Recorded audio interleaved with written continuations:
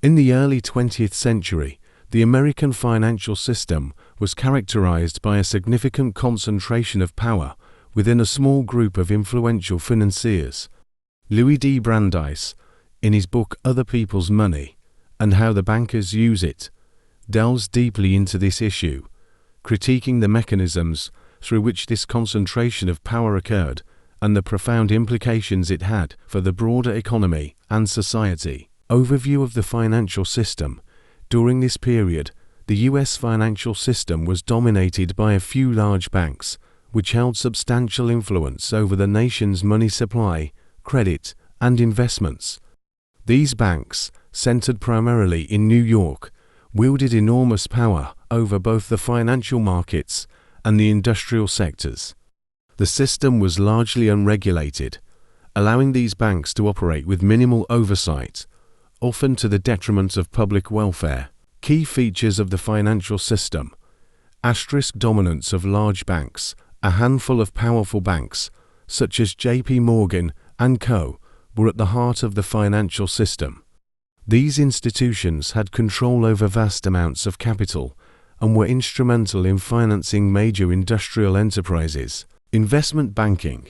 The rise of investment banking during this period allowed these financial institutions to underwrite and sell securities, providing them with additional influence over the economy. Investment banks played a crucial role in determining which companies could access capital, effectively deciding the fate of many industries. Limited regulation. The financial system operated with little government oversight, enabling banks to engage in speculative practices and consolidate power. This lack of regulation made the system prone to abuses, which often went unchecked until they resulted in economic crises. The concentration of power. Brandeis argues that this concentration of financial power in the hands of a few financiers led to a form of oligarchy, where these individuals and institutions could control vast swaths of the American economy. He points out that this concentration was not just about money, but about the ability to influence decisions that affected millions of people. Mechanisms of power concentration. Interlocking directorates. One of the key methods through which power was concentrated was the practice of interlocking directorates. This involved individuals serving on the boards of multiple companies, often across different industries. These directors, often affiliated with powerful banks, could ensure that decisions across various companies aligned with the interests of the financial elite. This practice effectively created a network of companies and banks that operated in concert, reducing competition and increasing the power of a small group of financiers. Control of credit. Banks had significant control over the availability of credit, which was crucial for businesses to operate and expand. By controlling credit, these banks could dictate the terms of economic growth, determining which industries thrived and which struggled. This control allowed them to influence or even dictate corporate policies and decisions, further entrenching their power. Monopolistic practices. The concentration of power was also evident in monopolistic practices. Large banks and their affiliated enterprises often worked to stifle competition, ensuring that smaller businesses could not challenge their dominance. This resulted in less innovation and higher prices for consumers, as the lack of competition allowed these conglomerates to set terms that favored their interests. Consequences of power concentration. Brandeis emphasizes that the concentration of power within the financial system had several detrimental effects on society. Economic inequality. The wealth and power concentrated in the hands of a few financiers contributed to widening economic inequality. These bankers reaped enormous profits, while the broader population saw little benefit from the economic growth driven by these financial practices. Stifling of competition. The control exerted by these financial institutions stifled competition, leading to monopolistic practices that harmed consumers and hindered innovation. Smaller businesses found it difficult to compete, which limited the dynamism of the American economy. Vulnerability to crisis. The concentration of power made the financial system more vulnerable to economic crises. When a small number of banks controlled vast portions of the economy, their failures could have catastrophic ripple effects. As seen in the Panic of 1907, the interconnectedness of these institutions meant that the failure of one could lead to a broader systemic collapse. Brandeis critique. Brandeis was deeply critical of the concentration of financial power because it contradicted the democratic principles upon which the United States was founded. He argued that such concentration only led to economic inefficiencies and injustices, but also posed a threat to political democracy. When a small group of financiers held disproportionate power, they could influence not just economic outcomes, but also political decisions, often at the expense of the public interest. He called for greater transparency, regulation, and a return to more decentralized economic practices. Brandeis believed that breaking up these financial monopolies and increasing government oversight would help restore balance to the economy and protect the public from the abuses of concentrated financial power. The money trust. Definition and structure. The money trust refers to the concentration of financial power in the hands of a few powerful bankers and financial institutions in early 20th century America. Key figures like J.P. Morgan and his associates controlled major banks, trusts, and corporations, creating a tightly knit network that influenced various sectors of the economy, from railroads to utilities. Control mechanisms. The money trust exerted its influence through control of capital, ensuring that businesses depended on them for funding. This control extended across industries via interlocking directorates, where the same individuals sat on multiple corporate boards, allowing them to dictate policies and stifle competition. By controlling capital, information, and political influence, the money trust maintained its dominance, often at the expense of innovation and consumer welfare. The interlocking directorates concept. Interlocking directorates occur when the same individuals serve on the boards of multiple companies, particularly those in related industries. This practice allows a small group of financiers to control multiple companies, effectively reducing competition. Consequences. These interconnections stifle innovation and hurt consumers by eliminating the incentives for companies to compete. Consumers face higher prices and fewer choices, while new businesses struggle to enter markets dominated by the money trust. The concentration of power also makes the economy more vulnerable to crises, highlighting the need for regulatory reforms to break up these interconnections and restore competition. The power of the few. Oligarchy in finance. Examination of how a small group of bankers controls the majority of the country's finances. In this chapter, Louis D. Brandeis focuses on the phenomenon of financial oligarchy, a system where a small group of bankers wields disproportionate control over the nation's finances. Brandeis critiques how this concentration of power undermines democratic principles and economic fairness, leading to systemic abuses and economic inefficiencies. Concentration of financial power. Brandeis argues that the financial power of the early 20th century was concentrated in the hands of a few influential bankers and financiers, forming what he terms the money trust. This group included figures such as J.P. Morgan, George F. Baker, and James Stillman, who controlled significant portions of the country's capital and industries. Their dominance extended across various sectors, including railroads, utilities, and manufacturing. Mechanisms of control. The control mechanisms of these financial oligarchs were multifaceted. They exerted influence through control of capital. By determining the terms and availability of capital, they effectively controlled which businesses could thrive and which would struggle.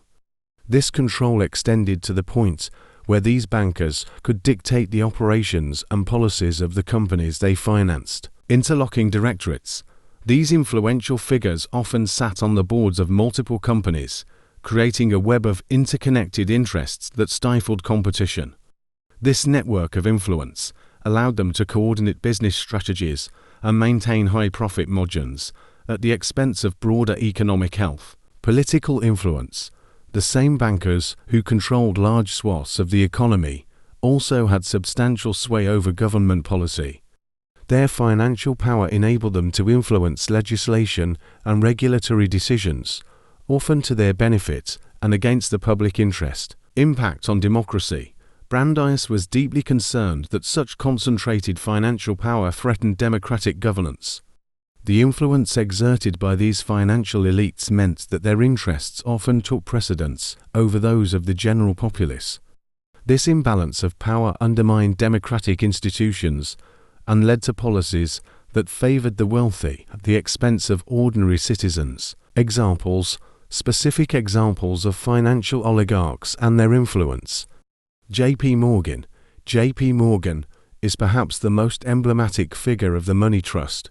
His control over key financial institutions, such as J.P. Morgan & Co., and his significant investments in railroads and utilities demonstrated the vast extent of his influence.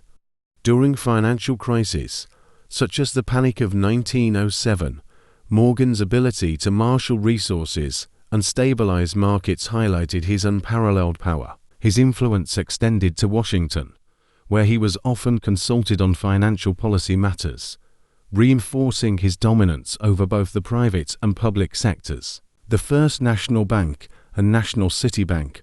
Other prominent figures included George F. Baker of the First National Bank and James Stillman of the National City Bank.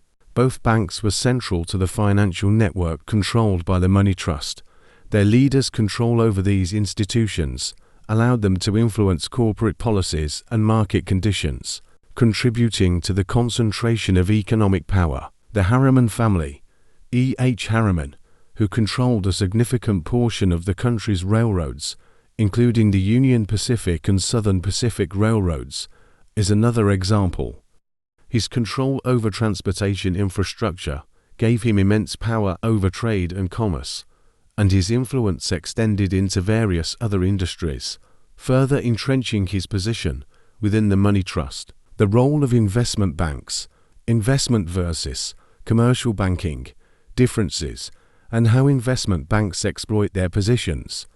In this chapter, Brandeis explores the distinction between investment banking and commercial banking, and how the practices of investment banks have contributed to the concentration of financial power and market manipulation. Differences between investments and commercial banking.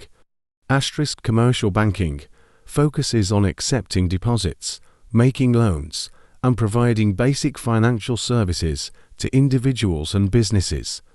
Commercial banks generate revenue primarily through interest on loans and fees for services. Their role in the economy is generally to support everyday transactions and provide capital for business operations. Investment banking deals with underwriting and issuing securities, providing advisory services for mergers and acquisitions, and engaging in proprietary trading. Investment banks do not accept deposits, but work with large corporations, governments, and institutional investors. They earn fees for underwriting securities and commissions for advisory services, as well as profits from trading activities. Exploitation by investment banks. Brandeis criticized investment banks for exploiting their positions in several ways. Underwriting securities. Investment banks have significant control over the issuance of new stocks and bonds. By underwriting these securities, they decide which companies get access to capital and on what terms. This control allows them to manipulate markets by driving up prices and securing large profits. Conflict of interest. Investment banks often engaged in practices that created conflicts of interest. For instance, they might underwrite securities for a company while simultaneously betting against those same securities in the market. This speculative behavior could harm investors and the public, as the banks profited from market fluctuations they themselves helped to create. Market manipulation. Investment banks could manipulate securities markets by creating artificial demand, driving up prices, and then selling their holdings at a premium. This manipulation often led to market bubbles and financial instability, with ordinary investors bearing the brunt of the consequences. Impact on the financial system. The practices of investment banks, according to Brandeis, contributed to the instability of financial markets. The speculative activities and market manipulations increased the risk of economic crises and undermined public trust in the financial system. Brandeis argued that these practices were not only unethical, but also detrimental to the overall health of the economy. The harmful effects on the public, impact on consumers, how the concentration of financial power affects prices, wages, and overall economic stability. Brandeis examines the far-reaching consequences of financial concentration on ordinary consumers and the broader economy. He argues that the dominance of the money trust had significant negative effects on prices, wages, and economic stability. Impact on prices, higher costs for consumers. The concentration of financial power allowed the money trust to influence prices across various industries. For instance, by controlling railroads and utilities, they could set prices at levels that maximize their profits, often at the expense of consumers. This resulted in higher costs for goods and services, which placed a financial burden on ordinary people. Reduced competition. The dominance of a few large financial entities reduced competition within markets. With fewer competitors, businesses had less incentive to lower prices or innovate, leading to higher prices and fewer choices for consumers. This lack of competition stifled economic growth and efficiency. Impact on wages, suppressed wages. The financial oligarchs' control extended to labor markets, where their influence helped to suppress wages. By controlling industries and limiting competition, they could keep labor costs low and maximize their own profits. This wage suppression negatively impacted workers' living standards and overall economic well-being. Exploitation of workers. The lack of competition and bargaining power also led to the exploitation of workers. With limited options for employment and inadequate protections, workers had little leverage to negotiate better wages or working conditions. Impact on economic stability. Economic crisis. The concentration of financial power contributed to economic instability. The speculative activities and market manipulations of the money trust increased the risk of financial crises, which could lead to widespread economic disruption and hardship. Brandeis pointed to events like the Panic of 1907 as examples of how concentrated financial power could lead to systemic instability. Vulnerability to market fluctuations. The dominance of a few large financial institutions made the economy more vulnerable to market fluctuations. When these institutions faced difficulties, their problems could have ripple effects throughout the economy, exacerbating economic downturns and leading to broader financial crises. Case studies, real-world examples of how the public suffers due to the actions of these financiers. Brandeis provides several case studies to illustrate the harmful effects of the money trust on the public. 1. The Panic of 1907. The financial crisis of 1907 was a direct result of the concentration of financial power. The crisis was triggered by a series of bank failures and financial panics, exacerbated by the actions of influential bankers who manipulated markets and withheld credit. The resulting economic turmoil led to widespread suffering and demonstrated the risks associated with concentrated financial power. 2. Railroad rates. Brandeis cites examples from the railroad industry, where the control of transportation infrastructure by a few large financiers allowed them to set exorbitant rates for shipping goods. This not only increased costs for businesses, but also contributed to higher prices for consumers. The lack of competition in the railroad sector meant that there were few alternatives for shippers, giving the money trust considerable leverage. 3. Utility prices. Similarly, the control of utility companies by financial oligarchs allowed them to charge high prices for essential services, such as electricity and gas. This practice placed a financial burden on households and businesses, highlighting the negative impact of financial concentration on everyday life. The need for reform. Brandeis solutions. The authors proposed reforms to break up the money trust and restore economic balance. In this chapter, Brandeis presents his vision for reforming the financial system to address the problems caused by the money trust and restore economic balance. His proposed solutions focus on breaking up monopolies, separating banking functions, and increasing transparency and regulation. 1. Breaking up monopolies. Brandeis argues that breaking up the monopolies controlled by the money trust is essential for restoring competition and protecting the public interest. He advocates for the rigorous enforcement of antitrust laws to dismantle large financial conglomerates and prevent the formation of new monopolies. By promoting competition, Brandeis believes that markets will become more dynamic and responsive to consumer needs. 2. Separation of commercial and investment banking. One of Brandeis' key proposals is to separate commercial banking from investment banking. He argues that combining these functions creates conflicts of interest and allows financial institutions to engage in speculative practices that harm the public. By enforcing a clear separation between commercial and investment banking, Brandeis aims to reduce the risk of financial crisis and ensure that banks serve the public interest rather than their own profit motives. 3. Regulation of financial markets. Brandeis calls for stronger government regulation of financial markets to prevent abuses and manipulative practices. He believes that a robust regulatory framework is necessary to enforce transparency, prevent insider trading, and ensure fair practices in the financial sector. Brandeis emphasizes that effective regulation is crucial for maintaining market integrity and protecting investors. 4. Encouraging small businesses and local banks to counterbalance the power of the money trust.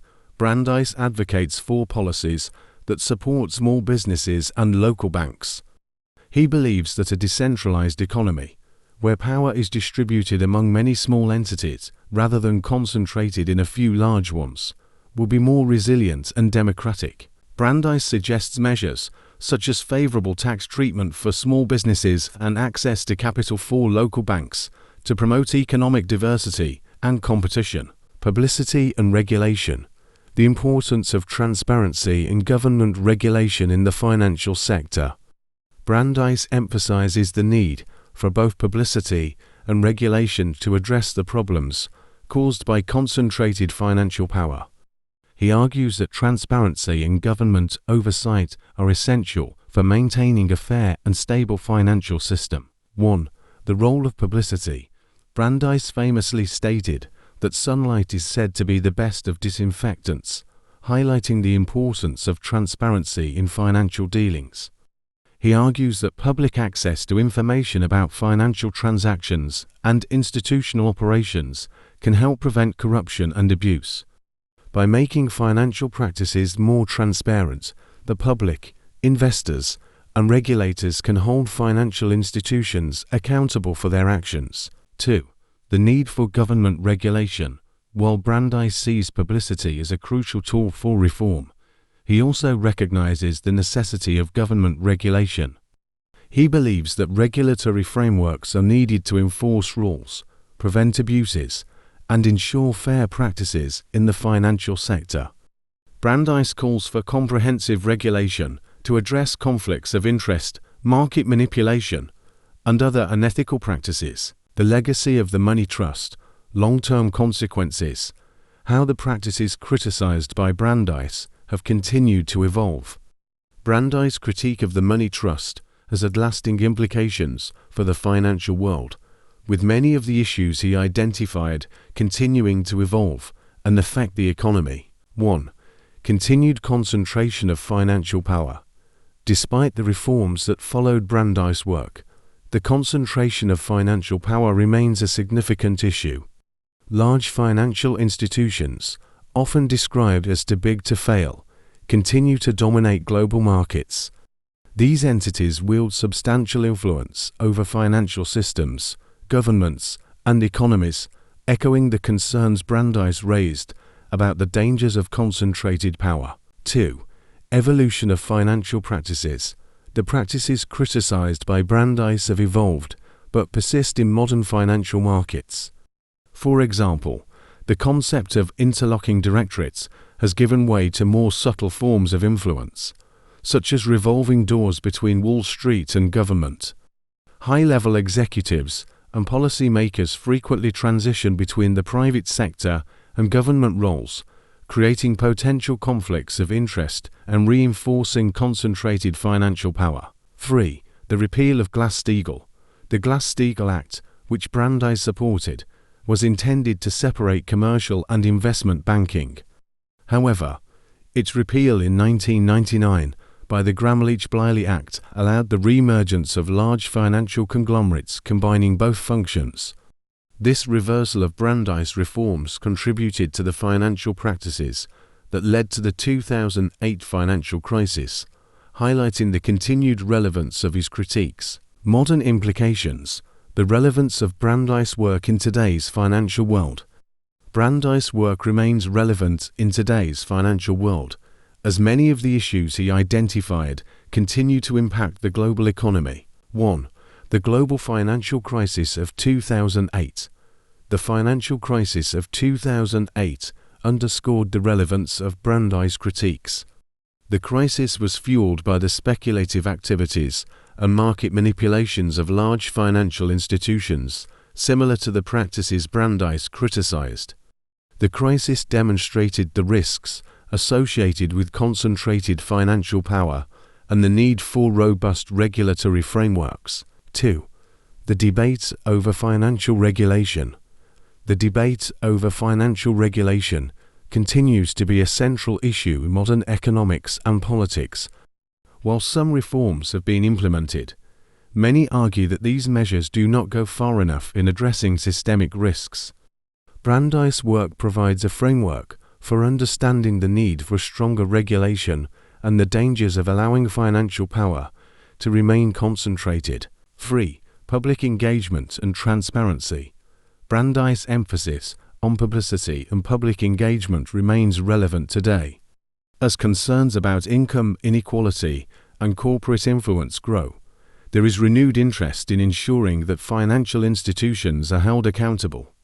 Brandeis' belief in the importance of transparency and public scrutiny continues to resonate in efforts to reform financial practices and protect the public interest. Summary of key points. A recap of the major themes and lessons from the book. In Other People's Money and How the Bankers Use It, Louis D. Brandeis presents a powerful critique of the concentration of financial power and its impact on democracy and economic stability. The book addresses several key themes. 1. Concentration of financial power. Brandeis highlights how a small group of bankers controlled significant portions of the country's finances, leading to a financial oligarchy that prioritized its own interests over those of the public. 2. Role of investment banks. The book critiques the practices of investment banks, including market manipulation and conflicts of interest, and calls for the separation of commercial and investment banking. 3. Harmful effects on the public. Brandeis examines how concentrated financial power leads to higher prices, suppressed wages, and economic instability, providing case studies to illustrate these impacts. 4. Need for reform. The author proposes several reforms, including breaking up monopolies, separating banking functions, and increasing transparency and regulation to address the problems caused by the money trust. 5. Legacy and modern implications. Brandeis' work remains relevant, with many of the issues he identified continuing to affect the financial world. The legacy of the money trust and the need for ongoing reform are emphasized as key lessons from the book. Call to action. Brandeis urging for continued vigilance against the concentration of power in the financial sector. In conclusion, Brandeis calls for continued vigilance against the concentration of power in the financial sector.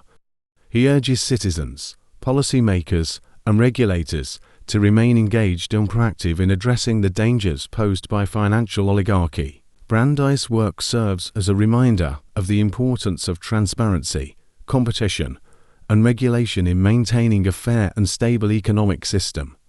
His call to action underscores the need for ongoing efforts to ensure that financial power is distributed equitably and that the interests of the public are protected.